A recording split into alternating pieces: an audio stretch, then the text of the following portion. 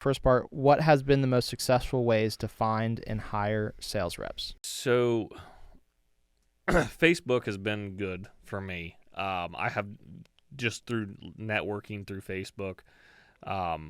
But in your like Facebook's been good for me for an outside market, for areas that I don't have local connections. But if I've got local connections, one of my guys was a sales rep for a metal supplier. He was my sales rep at the metal supplier. They had a little bit of a falling out. I hired him the next day.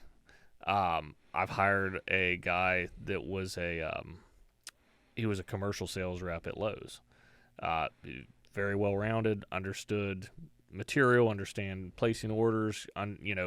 With Lowe's, they have quite a bit of details that they have to do inside of their scope of work to hit their, just to stay organized. So like they're not. It's not a fly by night thing. It's a very organized structure. So that went well.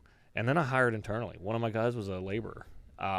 He's a very well rounded laborer as far as just a smart, intelligent guy.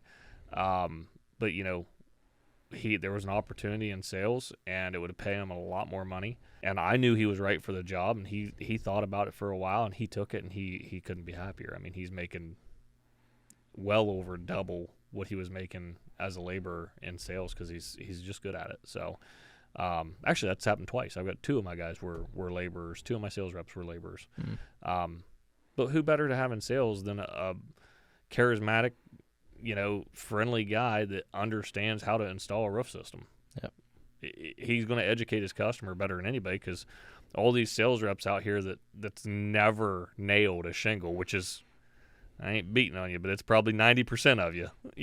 These guys that have been nailing on 100 square a week, they're probably much better at educating the customer on that process, because they know they've put their hands on it, they know. So I always say hire, promote from within before hiring outside. That's been very successful for us. Yep, that makes perfect sense. It's got to be the right guy. Not every laborer is a sales rep. Yeah, there are ones that can absolutely crush in sales. Yep. No, I think that's a great. But the thing is that takes some time. Like, yes, it's not. It's you have to kind of cultivate those relationships and talk to your crews, and so it's. I think that's one of the things is everyone's like, oh, we're just gonna hire 10 sales reps, and it's like, that may not work out how you think it's gonna work out. Even if you can find 10 people that are willing to sign up, there's some nuance there. It's better to hire a little slower and get it right than go super fast. The problem is like today, which is something that I was never aware of. That everybody hires sales reps as a 1099. I mean, it's wrong. Like, you're not technically supposed to do that. I didn't really know it was that big of an option. So all my sales guys are W-2 guys. Oh, really? Every one of them. They got health insurance. I own the truck that they drive. I put fuel in it. They've got a 401k. Oh, wow. The whole deal. Now, they don't make as much commission percentage-wise as a lot of these guys. They have like a base salary, W-2? Nope, it's 100%. No, it's 100% commission still. You can do that. Yeah. Oh. But it's not as high. So I do 7%, where you see on Facebook 10 to 15% on these guys. Well, my guys probably get at least 10 by the time all is said and done. Yeah. Maybe more, with all the perks. But the taxes are coming out of it. Correct. So you're covering the company taxes, so they're not then having to go pay taxes, all those taxes. Correct. They don't have to go back and do their own taxes at the end of the year. They just get a W-2 and file. Yeah. But my point to that was, if you go, you have the opportunity to go out, throw an ad on Facebook looking for sales reps paying 10% commission. You canvass your own lead, 15%. You canvass your own leads, whatever. Well, you may get a ton. And that's great. Like, you'd probably have a bunch of guys that will apply, because 15% when your average ticket might be $15,000 is a shitload of money. The problem with that is, though, you don't have any ability to track the quality of their product. So they might be selling, but then, did they sell it too cheap? Did they overpromise, underdeliver? Were they terrible at communication after the sale? Did they not coordinate with production well? Or if they're cradle to grave, did they completely drop the ball in production? there's just so many things. So I mean, it's not just as easy as just, hey, I'm offering 15%, come work for me, go sell shit. Yeah. It just doesn't work that way. There's a lot more to it. You can't just set the world on fire overnight. You hire a guy, you bring him in, you get him trained in all aspects of his job from start to finish. Make sure he's hitting all the company policies that you want to hit, and then move to the next guy. Yep, that makes sense. Like, really take your time with it. Yeah, that was the other half of this question was what pay structure do you find best? Which you answered that. Yeah, and I mean, hindsight's 2020. I see these guys getting 10% for self-generated leads, and they're 1099. And I'm thinking, shit, I provide my guys with all their leads, and they get 7% or whatever the structure is. Yeah. But yeah, I mean, if you can find people to do 10% and they're fully self-gen, dude, that's fantastic. Especially if they're doing cradle to grave. But even if you got a production guy, that's still really a good deal for you, because your overhead in that is, I mean, there's not hardly any unless you have a production guy. Then he would be overhead.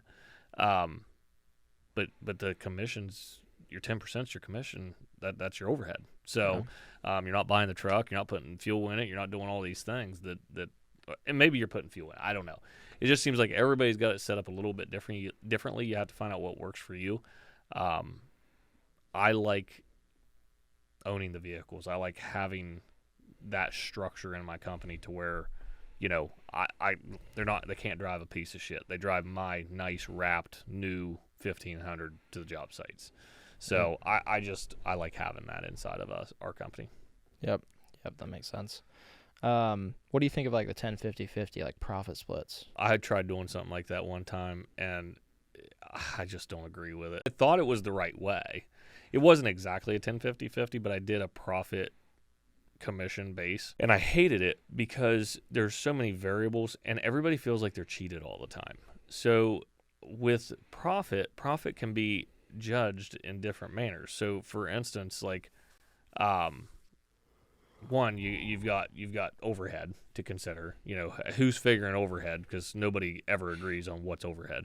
But the other one's like the dumb little shit like returns.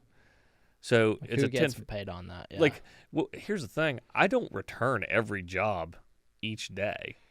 You bring all the returns, come to the shop. There's skids at the shop. It gets stacked up according to what kind of material it is, and then we do like a return once a month. Yeah. I'm not gonna sit down and try to figure out where those 3 bundles of shingles came from and those 2 rolls of ice guard. No, I'm not trying to figure that out. But the sales rep, I mean, if you just return $400 off of that job, after that's all said and done, it's $400 worth of profit, which is $200 of his money. Yep. So, at the end of the day, I get why they want it. I don't want to fool with it. And I don't want to do the accounting daily to keep up with that. We job cost, but, it's not like I'm sitting down and making sure it's done every day. We'll do it, catch it up, and then we'll slack off for a while, and then we'll catch it back up. So I just don't want that. It's just simpler. Everybody gets along. Whatever you sell it at, as long as it is above a 30% gross profit, then it hits. And they can't sell below a gross profit of less than 30% because that's the settings I have set in Perline. So it's pretty simple. You see that profit split a lot more in insurance work, because traditionally with insurance work, you may have to work that job for 4, 6, 8 months to try to get that paid for by insurance, maybe even longer.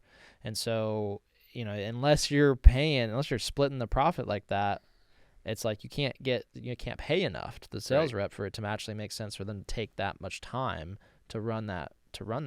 But I think we're seeing an interesting movement towards, and we're seeing this in Florida really strongly, but it's moving into the other markets as well, where it just doesn't make sense to run insurance jobs anymore. You finance it, if they either pay out of pocket and then they go to their insurance to get it reimbursed, or they finance it and they do 12 months same as cash, and then they take that bill to their insurance company and they have the insurance pay them back. Yep. and it just turns everything into retail. So you're just converting all the insurance into retail, and then you can just pay sales reps like you're paying them. You keep it real simple, just on gross revenue. I couldn't agree more, because I only think that insurance, I mean, I'm not in a store market, so for me to speak on this, I'm sure people will bash me about it, but I think you should sell everything as retail. I mean, the amount of legwork that you're going to put in to close that insurance job by writing the exactament and getting the supplement done, and having an adjuster out, and then having appraiser out. I mean, there's just all these steps. It's like,